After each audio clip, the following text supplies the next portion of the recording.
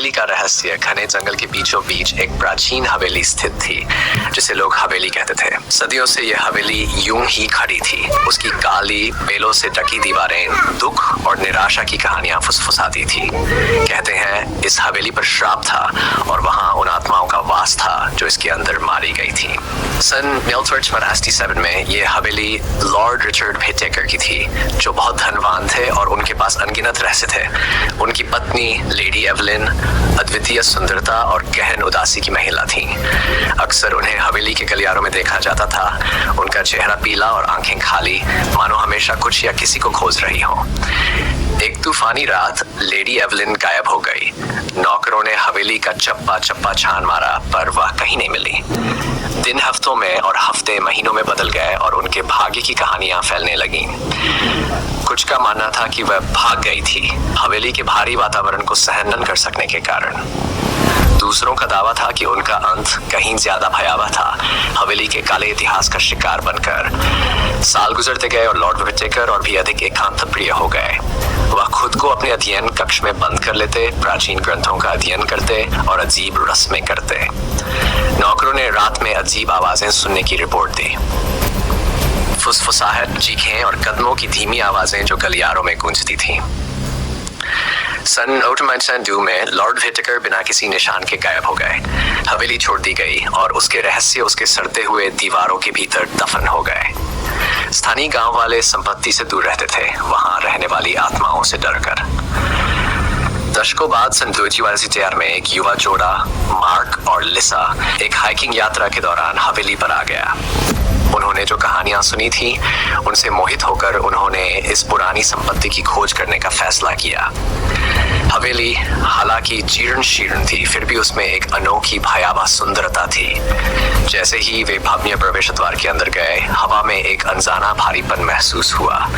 धूल से ढकी तस्वीरें दीवारों पर लगी थी। उनकी आंखें जोड़े का पीछा करती हुई प्रतीत होती थी। जब वे हवेली के अंदर गहरे जाते गए, लिसा को जुरजुरी सी महसूस हुई। उसकी रीढ़ की हड्डी तक ठंडक पहुंच गई। शायद हमें वापस लौट जाना चाहिए, उसने मार्क से फुसफुसाते हुए कहा। बकवास, उसने नर्वस हंसी के साथ जवाब दिया। ये सिर्फ एक पुराना घर है। उन्होंने अपनी खोज जारी रखी, एक कमरे से दूसरे कमरे में जाते हुए। भोजन कक्ष में उन्होंने एक लंबी मेज पाई जो एक दावत के लिए सजी थी। भोजन बहुत पहले सड़ चुका था। पुस्तकालय में किताबें फर्श पर बिखरी हुई थी, मानो कोई जल्दी में निकल गया हो। एक बेडरूम में लिसा को एक डायरी मिली। ये लेडी एवलिन की थी। प्रविष्टियां निराशा और भय से भरी थी, जिसमें उसके पति के बारे में उसके बढ़ते हुए शक को दर्ज किया गया था कि वह अंधेरे अलौकिक प्रथाओं में शामिल था।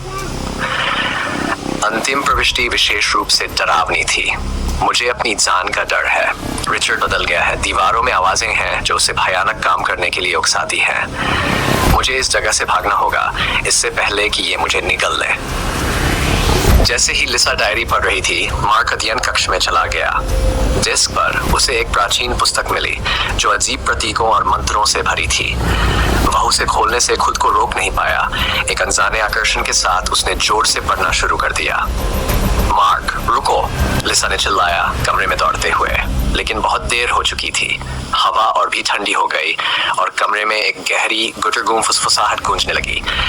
दीवारें सिकुड़ती हुई प्रतीत हो रही थीं और उनके पैरों के नीचे जमीन कांपने लगी।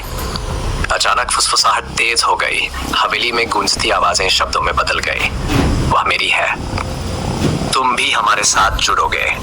जोड़ा भागने की कोशिश करने लगा, लेकिन हवेली के दरवाजे धड़ाम से बंद हो गए। उन्हें अंदर बंद कर दिया। फुसफुसाहट बहरापन पैदा करने वाली हो गई और कमरा अंधेरा हो गया। परछायां मुड़ने और मरोड़ने लगी, भूतिया आकृतियों का रूप लेते हुए। उनमें लेडी एवलिन भी थी। उसकी आंखों में दुख और आतंक था। तुम्हें यहाँ से जाना होगा, उसने विनती की।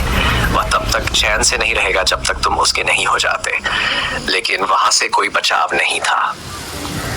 आत्माएं नजदीक आने लगी। उनकी ठंडी नम हाथ जीवितों को पकड़ने लगे। मार्क और लिसा चीखने लगे जब उन्हें अंधेरे में खींचा जाने लगा।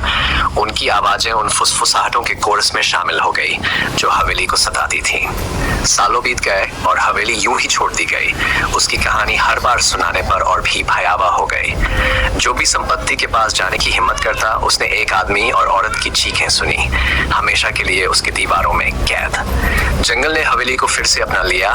बेलें और गाय उसके सड़ते हुए ढांचे पर चढ़ने लगी। लेकिन तूफानी रातों में जब हवा पेड़ों के बीच गूंजती थी, तब भी फुसफुसाहटें सुनी जा सकती थी। हवेली की काली विरासत और उन आत्माओं की ठंडी याद दिलाती हुई जिन्हें कभी शांति नहीं मिलेगी।